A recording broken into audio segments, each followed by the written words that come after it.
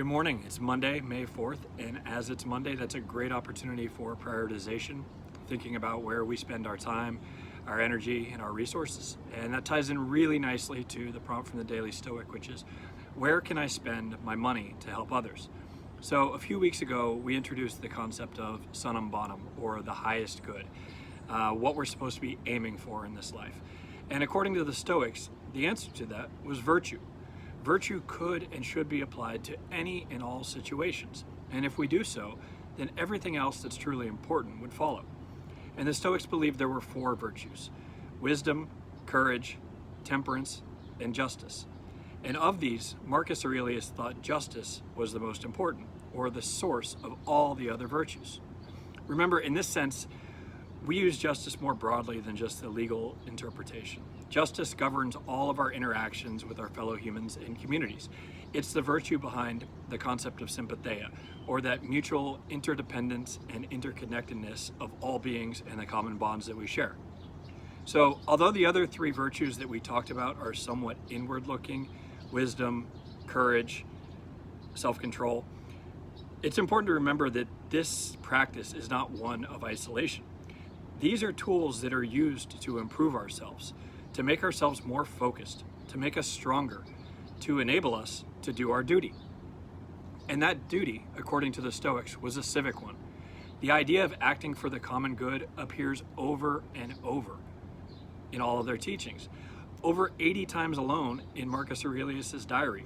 I mean, here was the emperor continually reminding himself about community and fellowship and service, generosity, empathy towards others. As Epictetus said, seeking the very best in ourselves means actively caring for the welfare of other human beings. And that's why we work on these improvements. We work to improve ourselves first. You have to first become fit to be fit to serve others. Make sense? And that includes being physically fit, mentally fit, financially fit. And if we assume that the last one is in place, then we would do well to remember this line from Musonius Rufus. How much better is it to be known for doing well by many than by living extravagantly?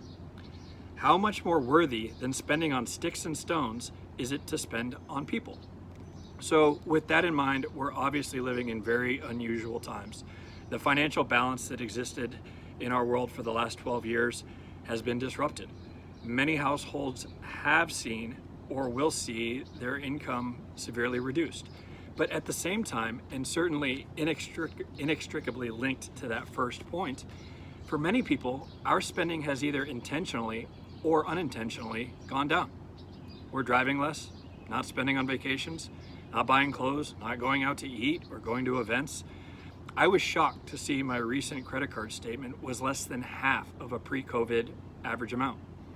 So I'm not going to advise you on where to spend your money. I mean, everybody's situation is unique. But I am going to suggest that we take stock of our position. And if we find that we're fit to serve, then we look for ways to do that. And while it certainly includes supporting worthwhile charities, we have an opportunity to help others directly too. We have the opportunity to impact someone we encounter and make their day a little bit better.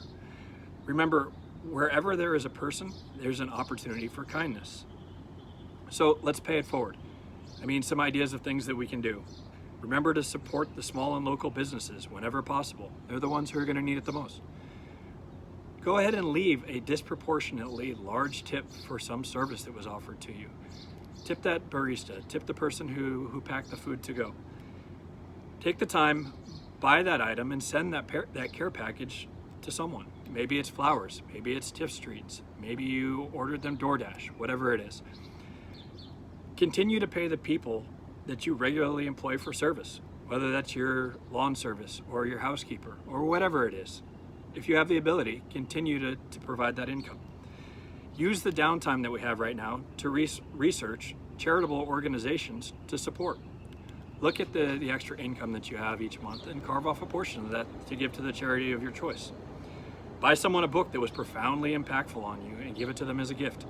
So yes, we should use this downtime to conduct some self-evaluation and prioritization, but then we should then direct that enhanced focus and motivation towards efforts that are the most important, taking care of one another with every opportunity that we get. I hope you found that helpful and inspiring, and go out there and have a great week. Bye.